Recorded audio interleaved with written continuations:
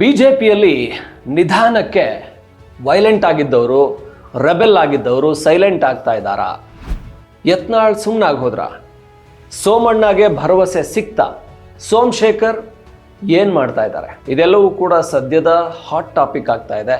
ಸೋಮಶೇಖರ್ ಹೊಸ ವರ್ಷ ಅಂತ ಡಿ ಕೆ ಶಿವಕುಮಾರ್ ಅವ್ರನ್ನ ಮೊನ್ನೆ ಭೇಟಿಯಾದರು, ಶುಭಾಶಯ ಕೋರಿದ್ರು. ನಾನು ರಾತ್ರಿ ಎಲ್ಲ ಓಡಾಡಲ್ಲಪ್ಪ, ನಾನು ಹಗಲಲ್ಲೇ ಹೋಗ್ಬಿಟ್ಟು ಹೂಗುಚ್ಚ ಕೊಟ್ಟಿದ್ದೀನಿ, ನಮ್ದೆಲ್ಲ ಬೆಂಗಳೂರು ಅಭಿವೃದ್ಧಿಗೋಸ್ಕರ ಅವರ ಸಹಕಾರ ಬೇಕು, ಹಾಗಾಗಿ ನಾನು ಚೆನ್ನಾಗಿದ್ದೀನಿ ಅಂತ ಹೇಳಿದರು. ಆದರೆ ಯಾವ ಕ್ಷಣದಲ್ಲಿ ಬೇಕಾದರೂ ಕಾಂಗ್ರೆಸ್ಸಿಗೆ ಹಾರ್ತಾರೆ ಅಂತ ಸಾಧಾರಣವಾಗಿ ಎಲ್ಲರೂ ಹೇಳ್ತಾ ಇದ್ದಾರೆ. ಆ ವಿಚಾರಗಳು ಎಷ್ಟರ ಮಟ್ಟಿಗೆ ಸತ್ಯನೋ ಗೊತ್ತಿಲ್ಲ, ಯಾಕೆಂದ್ರೆ ಎಲ್ಲಿ ಲಾಭ ಸಿಗುತ್ತೋ ಆ ಕಡೆ ಹೋಗುವಂಥ ಈ ರಾಜಕೀಯದಲ್ಲಿ ಯಾವಾಗ ಏನು ಬೇಕಾದರೂ ಆಗ್ಬೋದು. ಸೋಮಣ್ಣ ಮಾತ್ರ ಭರವಸೆಯನ್ನು ಈಡೇರಿಸ್ಕೊಳ್ಳೋದಕ್ಕೆ ಈಗಾಗಲೇ ಹೈಕಮಾಂಡ್ ಕದ ತಟ್ತೀನಿ ಅಂದರು. ಅದಕ್ಕೆ ರಾಜ್ಯದಲ್ಲೇ ಒಂದು ಪರಿಹಾರ ಕೊಡೋಣ ಅಂತ ಈಗಾಗಲೇ ಆರ್ ಅಶೋಕ್ ಅವರು ಹಾಗೆಯೇ ವಿಜಯೇಂದ್ರ ಇವರೆಲ್ಲರೂ ಸೇರಿಕೊಂಡು ಯಾವುದೇ ಕಾರಣಕ್ಕೂ ಲೋಕಸಭಾ ಚುನಾವಣೆಗೆ ಸಮಸ್ಯೆ ಆಗಬಾರ್ದು, ಹೆಚ್ಚು ಸೀಟ್ಗಳನ್ನು ಗೆದ್ದುಕೊಡಬೇಕು, ಹಾಗಾಗಿ ಹಿರಿಯ ನಾಯಕರನ್ನು ಸಮಾಧಾನ ಪಡಿಸಬೇಕು ಅಂತ ನಿರ್ಧಾರ ಮಾಡಿದ್ದಾರೆ. ಒಂದು ಕಮಿಟಿಯನ್ನು ಕೂಡ ಮಾಡ್ತಾ ಇದ್ದಾರಂತೆ, ಒಂದು ಸಮನ್ವಯ ಸಮಿತಿಯ ರೀತಿಯಲ್ಲಿ. ಇದರಲ್ಲಿ ಯಾರ್ಯಾರೆಲ್ಲ ರೆಬೆಲ್ಸನ್ನು ಟ್ರಬಲ್ ಶೂಟರ್ಗಳು ಯಾರಿದ್ದಾರೆ, ಯಾರೆಲ್ಲ ಸಮಾಧಾನ ಪಡಿಸೋದ್ರಲ್ಲಿ ಶಕ್ತರಾಗ್ತಾರೆ ಅಂಥವ್ರನ್ನ ಇಟ್ಕೊಂಡು ವಿಜಯೇಂದ್ರ ಅವರನ್ನು ರಾಜ್ಯಾಧ್ಯಕ್ಷ ಮಾಡಿದ್ದಕ್ಕೆ ಯಾರ್ಯಾರೆಲ್ಲ ಒಂದಷ್ಟು ರೆಬೆಲ್ ಆದರೂ, ಯತ್ನಾಳ್ ಅವರಾಗಲಿ ಇಲ್ಲ ಅಂತ ಹೇಳಿದರೆ ಈ ಸೋಮಣ್ಣ ಅವರಾಗಲಿ, ಇವರೆಲ್ಲ ರೆಬೆಲ್ ಆದ ಒಂದಷ್ಟು ಜನ ಇದ್ದಾರೆ, ಅವರನ್ನು ಮಾತಾಡಿಸಿ ಅವ್ರಿಗೇನು ಬೇಕು ಅವರ ಬೇಡಿಕೆಗಳನ್ನು ವರಿಷ್ಠರ ಮುಂದೆ ಇಟ್ಟು, ಕೇಂದ್ರದ ಹೈಕಮಾಂಡ್ ಮುಂದೆ ಇಟ್ಟು ಅದಕ್ಕೆ ಪರಿಹಾರಗಳನ್ನು ಕಂಡುಕೊಂಡು ಅಲ್ಲಿವರೆಗೂ ಸುಮ್ಮನಿರಿ, ನಿಮಗೆ ಪರಿಹಾರ ಸಿಗುತ್ತೆ, ಯಾಕೆ ತಲೆ ಕೆಡಿಸ್ಕೋತೀರಾ ಅಂಥೇಳಿ ಪರಿಹಾರ ಕೊಡ್ತೀವಿ ಅಂತ ರೆಡಿಯಾಗಿದ್ದಾರೆ. ಸೋಮಣ್ಣ ಬೇಡಿಕೆಗಳು ಸಹಜವಾಗಿ ನಾವು ನಿಮಗೆ ಹೇಳ್ತಾನೆ ಇದ್ದೀವಿ.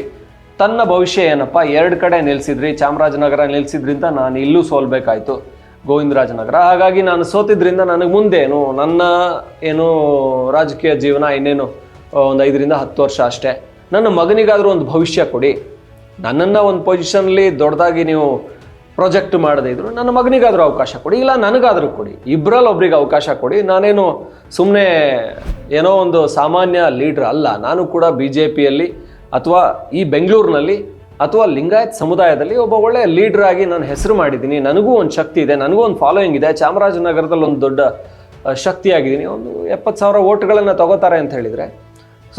ಸೋಮಣ್ಣ ಏನು ಒಬ್ಬ ಸಾಧಾರಣ ಲೀಡ್ರ್ ಅಲ್ಲ.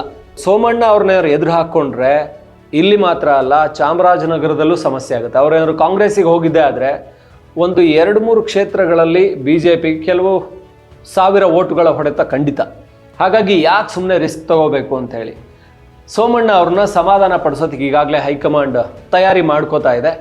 ಇನ್ನು ಯತ್ನಾಳ್ ಯಾಕೆ ಸೈಲೆಂಟ್ ಆದರು ಅಂತ ಯೋಚನೆ ಮಾಡಿದರೆ, ಯತ್ನಾಳ್ ಈಗ ನಾನು ರಾಜಕೀಯನೇ ಬಿಟ್ಟೋಗ್ಬಿಡ್ತೀನಿ ಅಂತ ಹೇಳ್ತಾ ಇದ್ದಾರೆ. ನನಗೆ ಮುಗಿದೋಯ್ತು, ನಂದು ಇನ್ನೇನಿದೆ, ನಾನಿನ್ನು ಆರಾಮಾಗಿ ಇದ್ಬಿಡ್ತೀನಪ್ಪ, ಸುಮ್ಮನೆ ಇವ್ರ ಜೊತೆ ಕಿತ್ತಾಡ್ಕೊಂಡು ಏನು ಹೇಳಿದ್ರು ಪ್ರಯೋಜನ ಆಗಲ್ಲ, ಇಲ್ಲಿ ನಡೆಯೋದೇ ಈ ರಾಜಕಾರಣ, ಈ ಜಾತಿ ರಾಜಕಾರಣ, ಈ ರಾಜಕಾರಣ ನನಗಿಷ್ಟ ಇಲ್ಲ ಅಂತ ಅವ್ರು ಹೇಳ್ತಾ ಇದ್ದಾರೆ. ಯತ್ನಾಳ್ ಅವ್ರಿಗೆ ಏನು ಅಂದರೆ ಅವ್ರಿಗೆ ಏನು ಬೇಕು ಅನ್ನೋ ಕ್ಲಾರಿಟಿನೇ ಇಲ್ಲ ಅವ್ರಿಗೆ. ಅಂದರೆ ವಿಧಾನಸಭೆಯಲ್ಲಿ ವಿರೋಧ ಪಕ್ಷದ ನಾಯಕ ಕೊಡಬೇಕಿತ್ತು ಅಂತ ಹೇಳಿದರು, ವಿರೋಧ ಪಕ್ಷದ ನಾಯಕ ಕೊಡೋದಕ್ಕೆ ಅಲ್ಲಿ ರಾಜ್ಯಾಧ್ಯಕ್ಷ ಲಿಂಗಾಯತರಿಗೆ ಕೊಟ್ಟಾಯಿತು, ಇನ್ನೊಂದನ್ನ ಲಿಂಗಾಯತರಿಗೆ ಕೊಡೋದಕ್ಕಾಗಲ್ಲ, 2ನೇ ದೊಡ್ಡ ಸಮುದಾಯ ಅಂದ್ಕೊಂಡ್ರು ಅಂತ ಒಕ್ಕಲಿಗರಿಗೆ ಕೊಡಬೇಕಾಗಿತ್ತು, ಅದನ್ನು ಕೊಟ್ಟರು ಆರ್ ಅಶೋಕ್ ಅವ್ರಿಗೆ. ನನಗೇನು ಸಿಕ್ತಿಲ್ಲ ಅಂತ ಕೇಳ್ತಾ ಇದ್ದಾರೆ. ನೀವು ಇಡೀ ನನ್ನ ರಾಜಕೀಯ ಜೀವನದಾದ್ಯಂತ ಯಾರದೋ ಒಬ್ಬರ ಏನು ಮರೆಯಲ್ಲೇ ನಾನು ಕಳೆದೋಗ್ಬಿಟ್ರೆ ನಾನು ಯಾವಾಗ ಲೈಮ್ ಲೈಟಿಗೆ ಬರೋದು ಅಂತ, ಲೈಮ್ ಲೈಟಿಗೆ ಬರೋದ್ರೊಳಗೆ ನನ್ನ ಏಜೇ ಮುಗಿದೋಗ್ತಾ ಇದೆ ಅಂತೇಳಿ ಭಾಳ ಬೇಸರದಿಂದ ಹೇಳಿದರು. ಆದರೆ ಇಲ್ಲಿ ಯತ್ನಾಳ್ ಅವ್ರ ಬಗ್ಗೆ ತಲೆ ಕೆಡಿಸ್ಕೊಳ್ಳಲ್ಲ BJP, ಯಾಕಂದರೆ ಅವರಿಗೆ ಅವರ ವಿಜಯಪುರ ಬಿಟ್ಟು ಹೊರಗಡೆ ಅವರ ಚರಿಷ್ಮಾ ಇದೆಯಾ, ವರ್ಚಸ್ಸಿದೆಯಾ ಅಂದರೆ ಇಲ್ಲ. ಅಂದರೆ ಒಂದು ಕ್ಷೇತ್ರದಲ್ಲಿ ಈಗ ಸೋಮಣ್ಣ ಅವರಿಗಿರುವಂಥ ವರ್ಚಸ್, ಈಗ ಸೋಮಣ್ಣ ಗೋವಿಂದರಾಜನಗರ ಕ್ಷೇತ್ರದಲ್ಲಿ ಗೆಲ್ಲುವಂಥ ಒಂದು ಚರಿಷ್ಮಾ ಇರುವಂಥ ಅಭ್ಯರ್ಥಿ, ಅಂದರೆ ಆ ಲೀಡರ್ಶಿಪ್.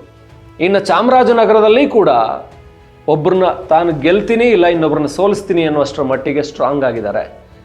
ತನ್ನ ಒಂದು ಏನು ಪ್ರಭಾವಲಯವನ್ನು ಬೆಳೆಸ್ಕೊಂಡಿದ್ದಾರೆ ಎಲ್ಲ ಕಡೆ, ಅಲ್ಲಿ ತನ್ನ ತಂಡವನ್ನು ಇಟ್ಟಿದ್ದಾರೆ, ತನ್ನ ಫಾಲೋಯಿಂಗ್ ಇದೆ ಅಲ್ಲೆಲ್ಲ.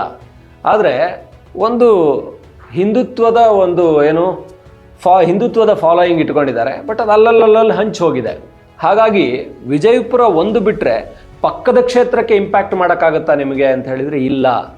ಆ ಕಾರಣಕ್ಕೆ ಯತ್ನಾಳ್ ಅವ್ರನ್ನ BJP ತಲೆ ಕೆಡಿಸ್ಕೋತಾ ಇಲ್ಲ. ಏನು ಮಾಡ್ಬೋದು, ಒಂದು ಕ್ಷೇತ್ರದಲ್ಲಿ ಸಮಸ್ಯೆ ಆಗ್ಬೋದಾ ಅಷ್ಟೇ ತಾನೇ ಅನ್ನುವಷ್ಟರ ಮಟ್ಟಿಗೆ BJP ಅವರನ್ನು ಕಡೆಗಣಿಸಿದೆ. ಅದನ್ನು ನಾವು ನೋಡ್ಕೋತೀವಿ. ಉತ್ತರ ಕರ್ನಾಟಕದಲ್ಲಿ ಯಡಿಯೂರಪ್ಪನವರ ಫಾಲೋಯಿಂಗ್ ದೊಡ್ಡದಿದೆ, ಅಲ್ಲಿ ಅವರು ಮಾಸ್ ಲೀಡರು, ಲಿಂಗಾಯತ ಸಮುದಾಯಕ್ಕೆ ಇನ್ನೂ ಕೂಡ ಅವರ ಲೀಡರ್ಶಿಪ್ಪಲ್ಲೇ ಲಿಂಗಾಯತ್ ಸಮುದಾಯ ಹೋಗ್ತಾ ಇದೆ. ಹಾಗಾಗಿ ತಲೆ ಕೆಡಿಸ್ಕೊಳ್ಳೋದು ಬೇಕಾಗಿಲ್ಲ. ಲೋಕಸಭಾ ಚುನಾವಣೆಯಲ್ಲಿ ಏನೂ ಡ್ಯಾಮೇಜ್ ಆಗಲ್ಲ.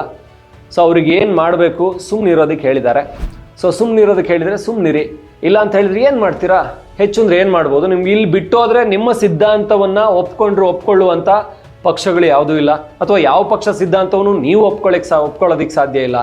ಕಾಂಗ್ರೆಸ್ ಒಪ್ಕೋತೀರಾ? ಸಾಧ್ಯನೇ ಇಲ್ಲ. ಬೇರೆ ಇನ್ಯಾವ ಪಕ್ಷ? ಸೊ ಹಾಗಾಗಿ ಯತ್ನಾಳ್ ವಿಧಿ ಇಲ್ಲದೆ ಸುಮ್ಮನಾಗಿದ್ದಾರೆ ಅನ್ನೋದು ಸದ್ಯಕ್ಕೆ ಬರ್ತಾ ಇರೋಂಥ ಮಾಹಿತಿ.